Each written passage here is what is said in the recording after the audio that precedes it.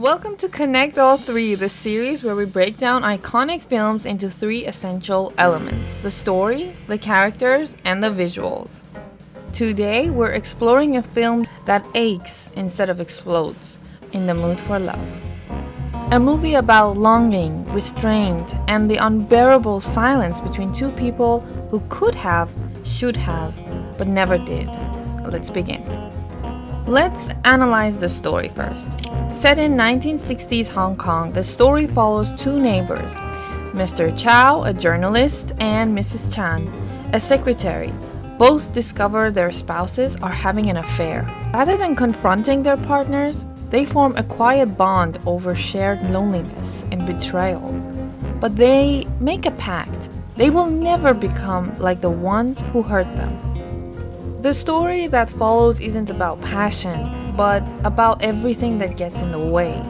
Guilt, fear of crossing a line, and that's what makes it powerful. This isn't a love story in a traditional sense, it's a story about what love becomes when it has no place to go. In most romantic films, we wait for the kiss. In the mood for love, we wait for one glance to last just a second longer. Now let's talk about the characters. Mr. Chow, polite, reserved, intelligent, a man who speaks carefully and feels deeply. As he grows closer to Mrs. Chan, he lets his guard down, but only slightly. He's a man who wants love but won't reach for it if it might hurt someone else. Mrs. Chan, elegant, composed, lonely, she's trapped in a life of routine, expectations, and appearances. Her emotions flicker beneath her surface like a candle in a sealed jar.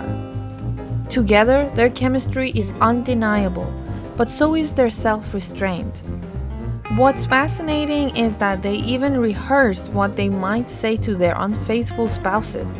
These role plays become emotional dress rehearsals for a connection they never allow in real life.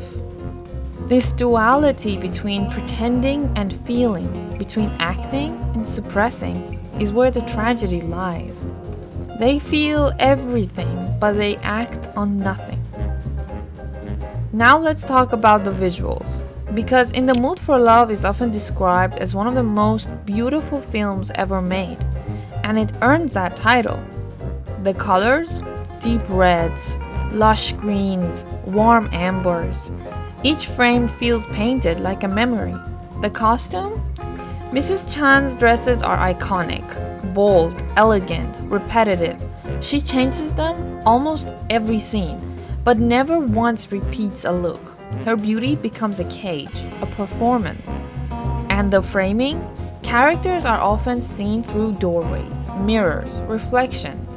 They're physically close, but separated by walls, patterns, or angles.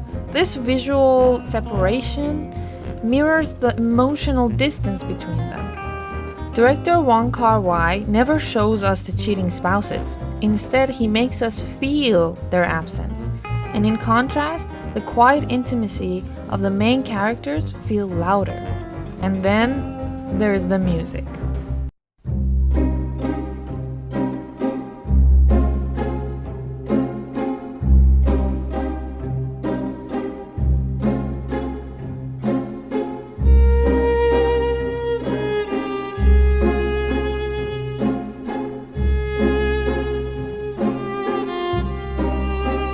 Slow, repetitive, hypnotic, it doesn't underscore moments, it is the moment. The repeated use of slow motion isn't just a stylistic choice, it's an emotional one. Time stretches because when nothing can happen, everything slows down. One of my favorite moments come near the end of the film when Mr. Chow whispers a secret into the hollow of a ruined wall. This act is based on an old legend. If you have a secret you can't share, you whisper it into a tree, cover it with mud, and leave it behind. It's a moment of release. Quiet, mysterious, devastating.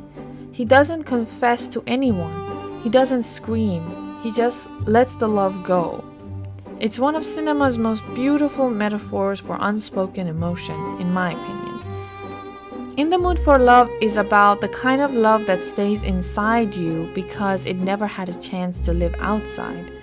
It's a film where every scene is wrapped in sadness, but also in dignity, where characters are constantly pulling back, holding their breath, choosing silence over chaos.